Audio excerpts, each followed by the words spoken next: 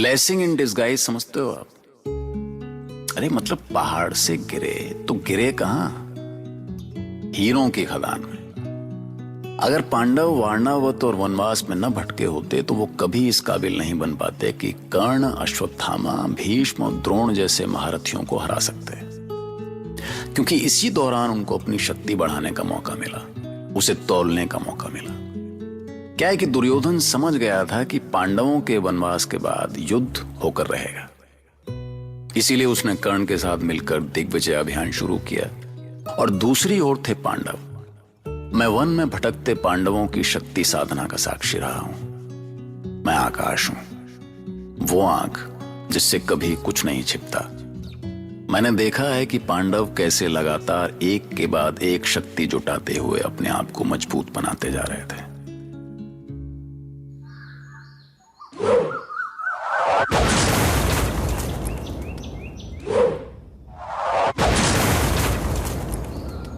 ठहरो अर्जुन, ये क्या कर रहे हो? धनुर्विद्या का अभ्यास कर रहा हूं बड़े भैया। पर मुझे लगता है आने वाले समय के लिए हमें और शक्तिशाली शस्त्र चाहिए होंगे। आप ठीक कह रहे हैं बड़े भैया। ये मैं भी समझता हूं कि इन शस्त्रों के साथ पितामह भीष्म, द्रोण और कृपाचार्य जैसे महारथियों का सामना नहीं किया जा सकता। हाँ अर्जुन, जब युद्ध के अलावा और कोई रास्ता ही नहीं है तो हमें दिव्य शक्तियां प्राप्त करनी चाहिए। अरे तो गदा से बड़ा कौन सा शस्त्र है भैया? मुझे और किसी शस्त्र की आवश्यकता नहीं है। मैं अर्जुन से बात कर रहा हूं भीम। मैं चाहता हूं कि अर्जुन भगवान पशुपति से पाशुपात शस्त्र प्राप्त करे। इस धर्म युद्ध में हमें इंद्र, वरुण, अग्नि, कुबेर और यम सबकी शक्तियां चाहिए होंगी। हाँ भैया, और इस वनवास में शक्ति साधना के लिए हमारे पास समय ही समय है। तो अर्जुन, तुम केदार खंड जाकर भगवान शिव की साधना करो, उन्हें प्रसन्न करो और उनका आशीर्वाद लो। वो प्रसन्न हुए तो हमें पाशुपात मिल सकता है। ठीक है भैया, अब मैं भगवान शिव को अवश्य प्रसन्न करके ही लौटूंगा।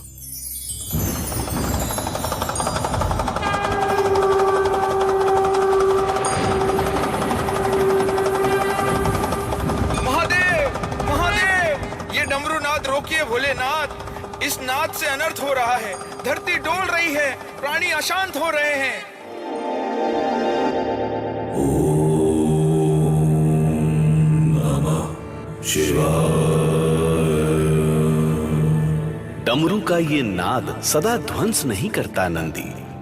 इस डमरू के नाद से सृजनकारी मंत्रों की भी सृष्टि होती है। किंतु महादेव, हम सृजन इस रहस्य को कैसे पा सकते हैं? साधना से, केवल साधना से।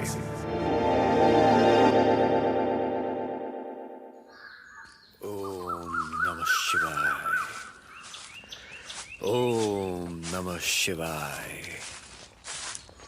ओम नमः शिवाय। ऐसा दिव्य ललाट, लंबी भुजाएं और ये विशाल जटाएं, ये कोई सिद्ध ऋषि ही हो सकता है। प्रणाम स्वीकार करें ऋषिवर। कौन है तू? मैं एक क्षत्रिय हूं ऋषिवर। तुझे पता नहीं कि इस तपोभूमि में कोई शस्त्र लेकर नहीं आ सकता? ये शस्त्र फेंक दे मूर्ख, इसी क्षण फेंक दे अपने शस्त्र। मैं यहां साधना के लिए अवश्य आया हूं ऋषिवर, पर मैंने अपना क्षत्रिय धर्म नहीं छोड़ा है। फिर मैं अपने शस्त्र कैसे फेंक सकता हूं? तो शस्त्र नहीं फेंकेगा तू? नहीं ऋषिवर, ये शस्त्र ही मेरी पूजा है, मेरा धर्म है। मैं इन्हें नहीं छोड़ सकता। मेरे प्राण भी दांव पर लगे हों तब भी नहीं। मैं तुम्हारे उत्तर से प्रसन्न हुआ। तुम सच्चे क्षत्रिय हो। ध्यान से देखो मुझे, मैं देवराज इंद्र हूं। कहो, क्या चाहते हो तुम? मेरा प्रणाम स्वीकार करें देवराज। मैं आपका शिष्य बनकर दिव्यास्त्रों की साधना शक्ति पाना चाहता हूं। मैं जानता हूं कि तुम महादेव को प्रसन्न कर पाशुपत प्राप्त करना चाहते हो, किंतु तुम उस महाविनाशकारी अस्त्र का प्रयोग क्यों करना चाहते हो? हम 5 भाई राजवंशी होकर भी वन वन भटक रहे हैं देवराज। हमारे अधिकार छीन लिए गए हैं। शक्तियां पाकर हम अपने अधिकार वापस पाना चाहते हैं। तुम्हारी जय हो। तुम श्रेष्ठतम योद्धा बनो। मेरा आशीर्वाद तुम्हारे साथ है। जाओ जाओ, कैलाश जाकर साधना करो और महादेव को प्रसन्न करो।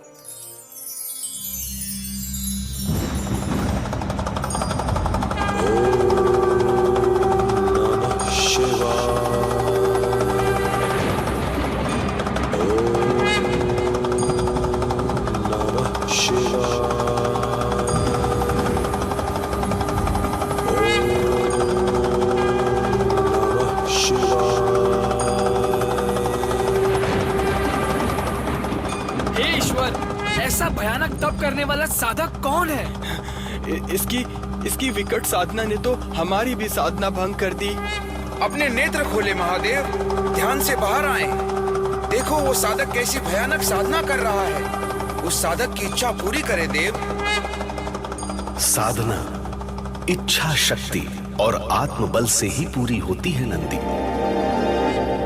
ओम नमः शिवाय, ओम नमः शिवाय, ओम नमः शिवाय, ओम नमः शिवाय।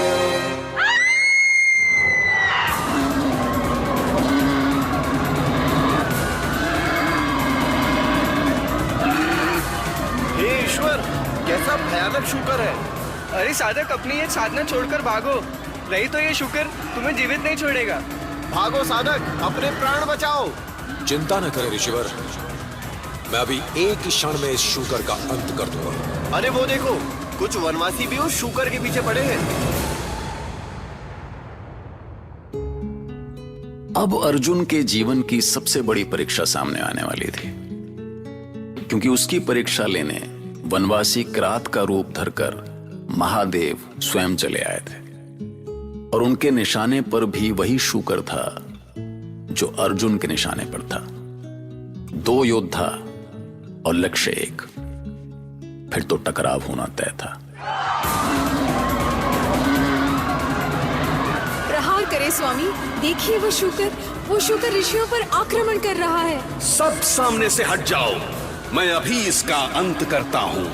ठहरो किरात, ये मेरा शिकार है।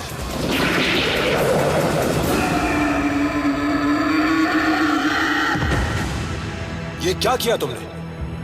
ये मेरा शिकार था, अर्जुन का शिकार था ये। तुम्हारा साहस कैसे हुआ इस पर बाण चलाने का? अर्जुन? कौन अर्जुन? मूर्ख है तू, जो वनवासी किरात से टकराने का साहस करता है। अहंकारी वनवासी, अपनी शक्ति का इतना अभिमान मत कर। भाग जा यहां से, नहीं तो अभी तू भी इस शूकर की तरह धरती पर पड़ा होगा।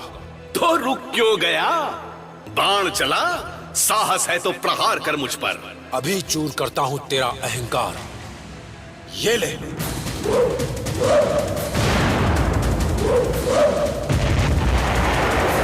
देव, ऐसा भयानक युद्ध।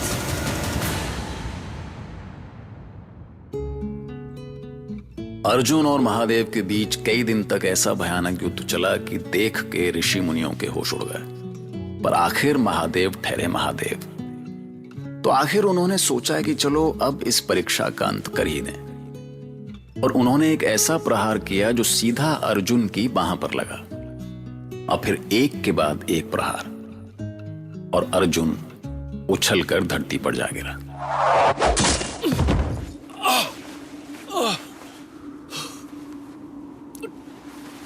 ठहरो, ठहरो, मुझे अपने चरणों में स्थान दो।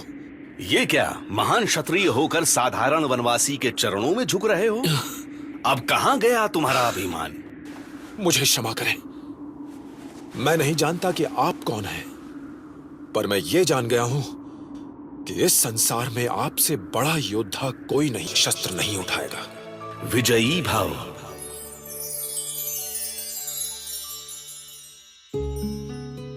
महादेव ने प्रसन्न होकर अपना महाविनाशक पाशुपत अर्जुन को दे ही दिया, पर साथ ही अर्जुन को सावधान किया कि पाशुपत मानवता की रक्षा के लिए है, संहार के लिए नहीं। इस तरह अर्जुन की साधना तो पूरी हुई, पर जब उस पाशुपत से अर्जुन किसी इंसान को निशाना बना ही नहीं सकता था तो फिर वो किस काम का? चलिए, इसका जवाब भी मिलेगा आगे। पर एक बात तो तय है कि साधना से असंभव भी संभव है, पर सच्ची साधना वो है जिसमें आप खुद को भी भूल जाएं। सुनते रहिए महाभारत।